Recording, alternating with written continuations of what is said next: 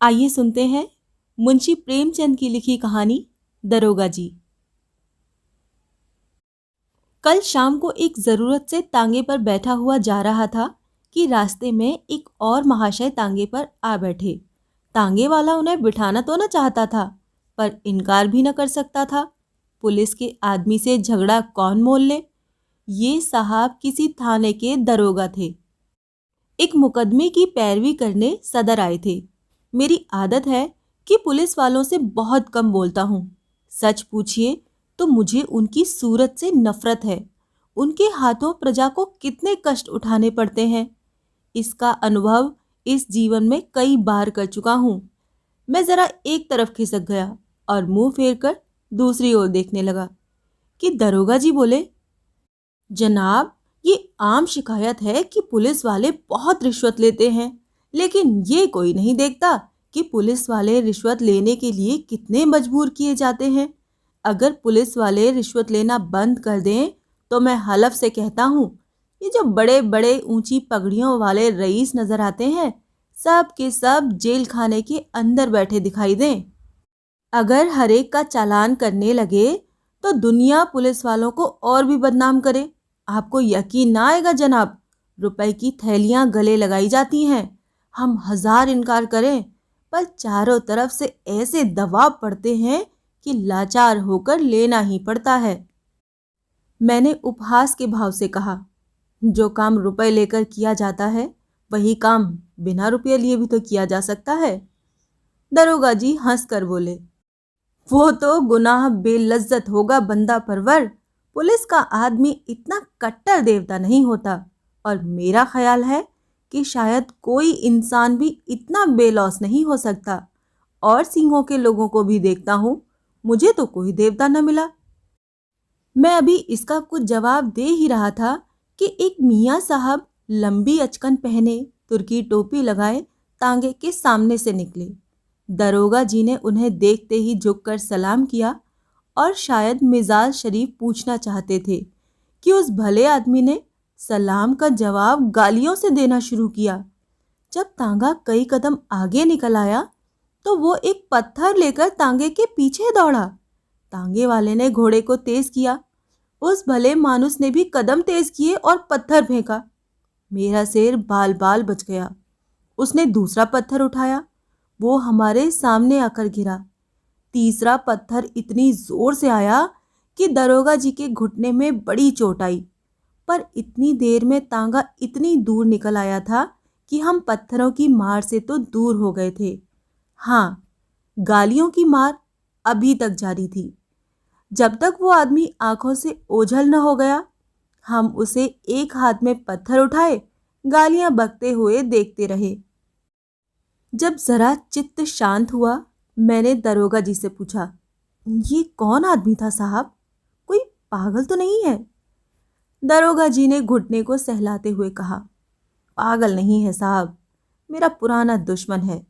मैंने समझा था जालिम पिछली बातें भूल गया होगा, वरना मुझे क्या पड़ी थी कि सलाम करने जाता। मैंने पूछा, आपने इसे किसी मुकदमे में सजा दिलाई होगी? बड़ी लंबी दास्तान है जनाब, बस इतना ही समझ लीजिए कि इसका बस चले तो मुझे जिंदा ही निकल जाए। आप तो शौक की आग को और भड़का रहे हैं। अब तो वो दास्तान सुने बगैर तस्कीन न होगी। दारोगा जी ने पहलू बदल कर कहा, अच्छी बात है, सुनिए। कई साल हुए मैं सदर में ही तैनात था। बेफिक्री के दिन थे, ताज़ा खून। एक माशूक से आंख लड़ गई। आमदरफ्त शुरू हुई। अब भी जब उस हसीना की याद आती है तो आंखों से आंसू निकल आते हैं। बाजारू औरतों में इतनी हया, इतनी वफा, इतनी मुरव्वत मैंने नहीं देखी। 2 साल उसके साथ इतने लुत्फ से गुजरे कि आज भी उसकी याद करके रोता हूँ। मगर किस्से को बढ़ाऊंगा नहीं, वरना अधूरा ही रह जाएगा। मुख्तसर ये कि 2 साल के बाद मेरे तबादले का हुक्म आ गया। उस वक्त दिल को जितना सदमा पहुंचा, उसका जिक्र करने के लिए मुझे दफ्तर चाहिए। बस यही जी चाहता था कि इस्तीफा दे दूं। उस हसीना ने ये खबर सुनी तो उसकी जान से निकल गई। सफ़र की तैयारी के लिए मुझे 3 दिन मिले थे। ये 3 दिन हमने मंसूबे बांधने में काटे। उस वक्त मुझे अनुभव हुआ कि औरतों को अकल से खाली समझने में हमने कितनी बड़ी गलती की है। मेरे मंसूबे शेख चिल्ली के से होते थे, कलकत्ते भाग चलें, वहाँ कोई दुकान खोल लें, या इसी तरह कोई दूसरी तजवीज़ करता। लेकिन बस वो यही जवाब देती कि अभी वहाँ जाकर अपना काम करो, जब मकान का बंदोबस्त हो जाए तो मुझे बुला लेना, मैं दौड़ी चली आऊँगी। आखिर जुदाई की घड़ी आई। मुझे मालूम होता था कि अब जान न बचेगी। गाड़ी का वक्त निकला जाता था और मैं उसके पास से उठने का नाम न लेता था। मगर मैं फिर किस्से को तूल देने लगा। खुलासा ये कि मैं उसे 2-3 दिन में बुलाने का वादा करके रुखसत हुआ। पर अफसोस, वो 2-3 दिन कभी ना आए। पहले 10-5 दिन तो अफसरों से मिलने और इलाके की देखभाल में गुजरे। इसके बाद घर से खत आ गया कि तुम्हारी शादी तय हो गई, रुखसत लेकर चले आओ। शादी की खुशी में उस वफा की देवी की मुझे फिक्र न रही। शादी करके महीने भर बाद लौटा तो बीवी साथ थी। रही सही याद भी जाती रही। उसने 1 महीने बाद एक खत भेजा, पर मैंने उसका जवाब न दिया। डरता रहता था कि कहीं एक दिन वो आकर सिर पर सवार न हो जाए, फिर बीवी को मुंह दिखाने लायक भी न रह जाऊं। साल भर बाद मुझे एक काम से सदर आना पड़ा। उस वक्त मुझे उस औरत की याद आई। सोचा जरा चलकर देखना चाहिए किस हालत में है। फौरन अपने खत न भेजने और इतने दिनों तक न आने का जवाब सोच लिया और उसके द्वार पर जा पहुंचा। दरवाज़ा साफ सुथरा था, मकान की हालत भी पहले से अच्छी थी। दिल को खुशी हुई कि इसकी हालत उतनी खराब नहीं है जितनी मैंने समझी थी। और क्यों खराब होने लगी? मुझ जैसे दुनिया में क्या और आदमी ही नहीं है? मैंने दरवाज़ा खटखटाया। अंदर से वो बंद था। आवाज़ आई, कौन है? मैंने कहा, वाह, इतनी जल्दी भूल गई। मैं हूँ, बशीर। कोई जवाब न मिला। आवाज़ उसी की थी, इसमें शक नहीं। फिर दरवाज़ा क्यों नहीं खोलती? ज़रूर मुझसे नाराज़ है। मैंने फिर किवाड़ खटखटाए और लगा अपनी मुसीबतों का किस्सा सुनाने। कोई 15 मिनट के बाद दरवाज़ा खुला। हसीना ने मुझे इशारे से अंदर बुलाया और चट किवाड़ बंद कर लिए।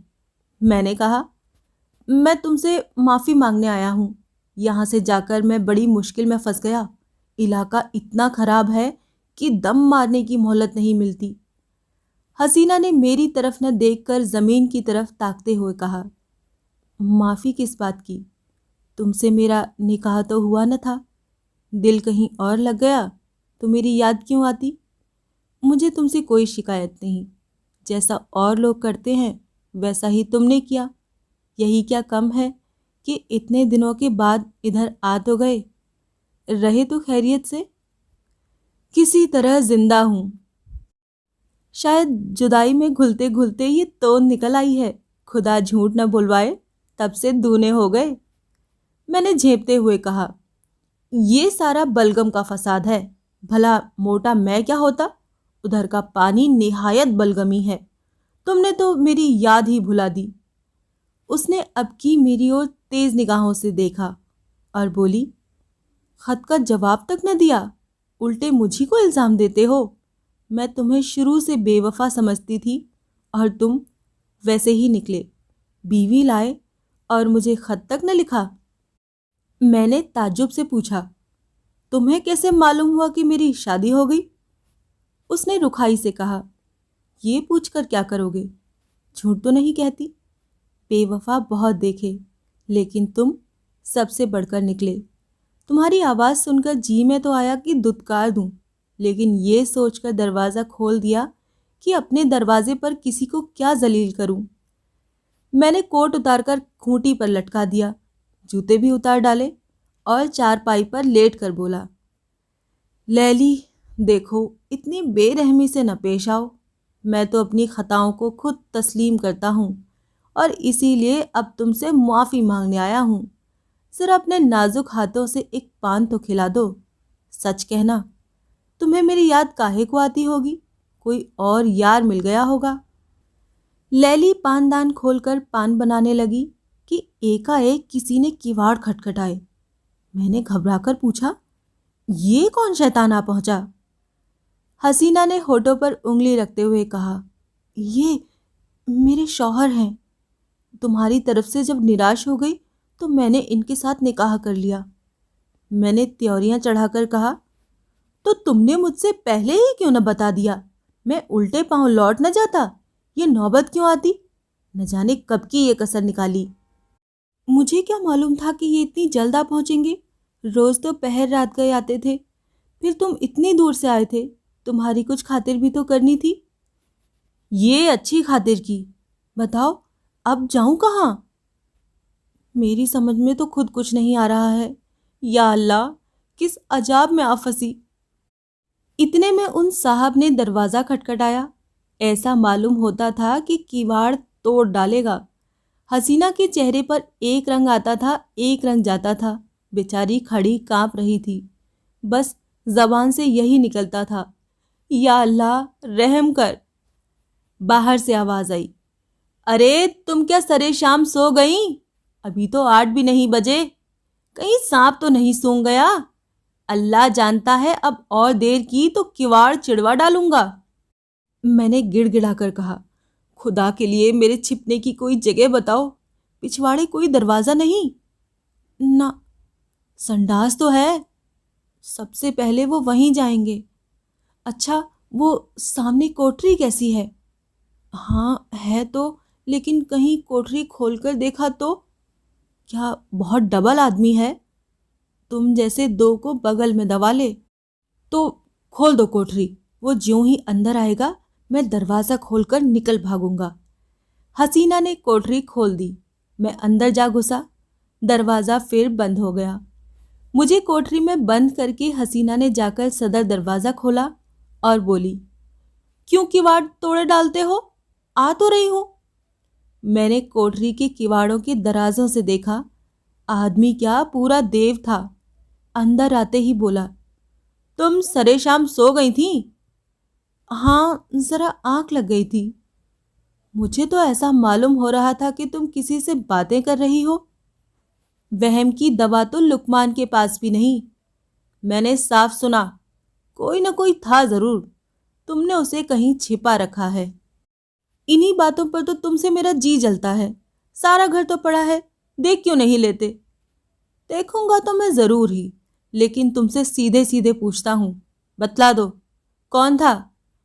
हसीना ने कुंजियों का गुच्छा फेंकते हुए कहा, और कोई था तो घर में ही ना होगा। लो, सब जगह देख आओ। सुई तो है नहीं कि मैंने कहीं छिपा दी हो। वो शैतान इन चकमों में ना आया। शायद पहले भी ऐसा ही चरका खा चुका था। कुंजियों का गुच्छा उठाकर सबसे पहले मेरी कोठरी के द्वार पर आया और उसके ताले को खोलने की कोशिश करने लगा। गुच्छे में उस ताले की कुंजी न थी। बोला, इस कोठरी की कुंजी कहाँ है? हसीना ने बनावटी ताज्जुब से कहा, अरे तो क्या उसमें कोई छिपा बैठा है? वो तो लकड़ियों से भरी पड़ी है। तुम कुंजी दे दो ना। तुम भी कभी कभी पागलों से काम करने लगते हो। अंधेरे में कोई सांप बिच्छू निकल आए तो? ना भैया, मैं उसकी कुंजी न दूंगी। भला से सांप निकल आएगा, अच्छा ही हो, निकल आए। इस बेहयाई की जिंदगी से तो मौत ही अच्छी। हसीना ने इधर उधर तलाश करके कहा, न जाने उसकी कुंजी कहाँ रख दी, ख्याल नहीं आता। इस कोठरी में तो मैंने कभी ताला नहीं देखा। मैं तो रोज लगाती हूँ, शायद कभी लगाना भूल गई हूं तो कह नहीं सकती। तो तुम कुंजी न दोगी? कहती तो हूं, इस वक्त नहीं मिल रही है। कहे देता हूं, कच्चा ही खा जाऊंगा। अब तक तो मैं किसी तरह जब्त किए खड़ा रहा। बार बार अपने ऊपर गुस्सा आ रहा था कि यहाँ क्यों आया। न जाने ये शैतान कैसे पेश आए, कहीं तैश में आकर मार ही न डाले। मेरे हाथों में तो कोई छुरी भी नहीं। या खुदा, अब तू ही मालिक है। दम रोके हुए खड़ा था कि एक पल का भी मौका मिले तो निकल भागूं, लेकिन जब उस मर्दूद ने किवाड़ों को जोर से धमधमाना शुरू किया तब तो रूह ही फना हो गई। इधर उधर निगाह डाली कि किसी कोने में छिपने की जगह है या नहीं। किवाड़ के दराजों से कुछ रोशनी आ रही थी। ऊपर जो नजर उठाई तो एक मचान सा दिखाई दिया। डूबते को तिनके का सहारा मिल गया। उचक कर चाहता था कि ऊपर चढ़ जाऊं कि मचान पर एक आदमी को बैठे देखकर उस हालत में मेरे मुंह से चीख निकल गई। ये हजरत अचकन पहने, घड़ी लगाए, एक खूबसूरत साफा बांध उकड़ू बैठे हुए थे। अब मुझे मालूम हुआ कि मेरे लिए दरवाजा खोलने में हसीना ने इतनी देर क्यों की थी।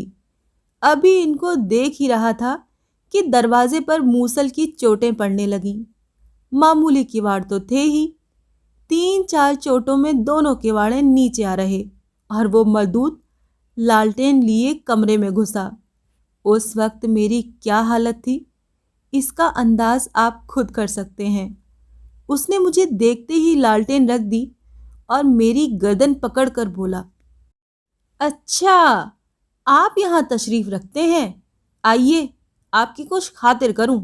ऐसे मेहमान रोज कहाँ मिलते हैं। ये कहते हुए उसने मेरा एक हाथ पकड़कर इतने जोर से बाहर की तरफ धकेला कि मैं आंगन में औंधा जा गिरा। उस शैतान की आंखों से अंगारे निकल रहे थे। मालूम होता था उसके होंठ मेरा खून चूसने के लिए बढ़े आ रहे हैं। मैं अभी जमीन से उठने भी न पाया था कि वो कसाई एक बड़ा सा तेज छुरा लिए मेरी गर्दन पर आ पहुंचा। मगर जनाब, हूँ पुलिस का आदमी। उस वक्त मुझे एक चाल सूझ गई। उसने मेरी जान बचा ली, वरना आज आपके साथ तांगे पर न बैठा होता। मैंने हाथ जोड़कर कहा, हुजूर, मैं बिल्कुल बेकसूर हूँ। मैं तो मीर साहब के साथ आया था। उसने गरज कर पूछा, कौन मीर साहब? मैंने जी कड़ा करके कहा, वही जो मचान पर बैठे हुए हैं। मैं तो हुजूर का गुलाम ठहरा, जहां हुक्म पाऊंगा उनके साथ जाऊंगा। मेरी इसमें क्या खता है। अच्छा, तो कोई मीर साहब मचान पर भी तशरीफ रखते हैं?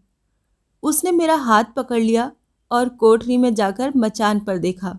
वो हजरत सिमटे सिमटाए भीगी बिल्ली बने बैठे थे।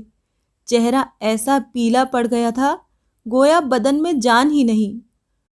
उसने उनका हाथ पकड़कर एक झटका दिया तो आप धम से नीचे आ रहे। उनका ठाठ देखकर अब इसमें कोई शुबहा न रहा कि वो मेरे मालिक हैं। उनकी सूरत देखकर उस वक्त तरस के साथ हंसी आती थी। तू कौन है बे? जी जी मेरा मकान, ये आदमी झूठा है, ये मेरा नौकर नहीं है। तू यहाँ क्या करने आया था? वो मेरी तरफ देखकर बोला, मुझे यही बदमाश धोखा देकर लाया था। ये क्यों नहीं कहता कि मजे उड़ाने आया था? दूसरों पर इल्जाम रखकर अपनी जान बचाना चाहता है, सुअर। ले, तू भी क्या समझेगा कि किससे पाला पड़ा था। ये कहकर उसने उसी तेज छुरे से उन साहब की नाक काट ली। मैं मौका पाकर बेतहाशा भागा, लेकिन हाय हाय की आवाज मेरे कानों में आ रही थी। इसके बाद उन दोनों में कैसी छनी, हसीना के सिर पर क्या आफत आई, इसकी मुझे कुछ खबर नहीं। मैं तब से 20 बार सदर आ चुका हूं, पर उधर भूल कर भी नहीं गया। ये पत्थर फेंकने वाले हजरत वही हैं जिनकी नाक कटी थी। आज न जाने कहां से दिखाई पड़ गए और मेरी शामत आई कि उन्हें सलाम कर बैठा। आपने उनकी नाक की तरफ शायद ख्याल नहीं किया। मुझे अब ख्याल आया कि उस आदमी की नाक कुछ चिपटी थी। बोला, हाँ, नाक कुछ चिपटी तो थी, मगर आपने उस गरीब को बुरा चरका दिया। और करता ही क्या, जरूर दबा लेते, मगर चोर का दिल आधा होता है। उस वक्त अपनी अपनी पड़ी थी कि मुकाबला करने की सूझती। कहीं उस रम झल्ले में धर लिया जाता तो आबरू अलग जाती और नौकरी से अलग हाथ धोना पड़ता। मगर अब इस आदमी से होशियार रहना पड़ेगा। इतने में चौक आ गया और हम दोनों ने अपनी अपनी राह ली। ये थी मुंशी प्रेमचंद की लिखी कहानी दरोगा जी।